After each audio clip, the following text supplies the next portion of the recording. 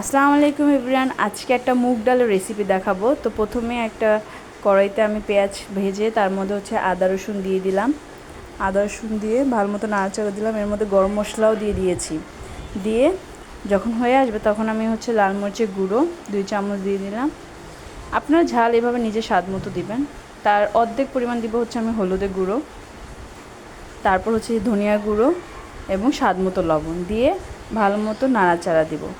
নাড়াচাড়া দিতে থাকবো। এরপর আমি নাড়াচাড়া দিয়ে এর মধ্যে অল্প একটু পরিমাণ পানি দিয়ে দিব যাতে মশলাটা পুড়ে না যায়। তো এই দেখতে পাচ্ছেন আমি নাড়াচাড়া দিচ্ছি। এখন এর মধ্যে আমি দিয়ে দেবো তেজপাতা, কারণ আমি প্রথমে গরম মশলার সাথে তেজপাতা দিইনি।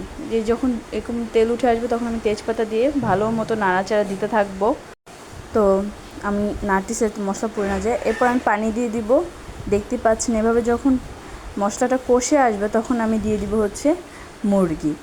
মুরগির পিসগুলো আমি একটু ছোটো করে কেটে নিয়েছি এবং এখন আমি মুরগিটাকে সুন্দর করে মাখিয়ে নেব মশলার সাথে, যাতে সব জায়গায় মশলাটা ভালো মতো লেগে যায়।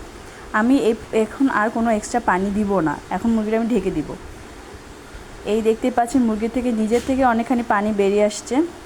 আপনাদের যদি মনে হয় ঝোল টেনে যাচ্ছে তখন পানি দেবেন, এছাড়া পানি অ্যাড করবেন না। যখন আমার ঝোলটা একদম শুকিয়ে আসবে তখন আমি গতকালকে রাতে আমি ডালটাকে ভিজে রেখেছিলাম, সেই ডালটা সেদ্ধ করে এখন আমি ডালটা দিয়ে দিয়েছি। আদা সেদ্ধ দিবেন, তাহলে কি হবে, ডালটা যাতে মুরগির সাথে যখন মিক্স করে রান্না হবে তখন ওটা ভালো মতো আর একটু সেদ্ধ হয়ে যাবে। তো এটাই মুগ ডালে দিয়ে মুরগি রান্না।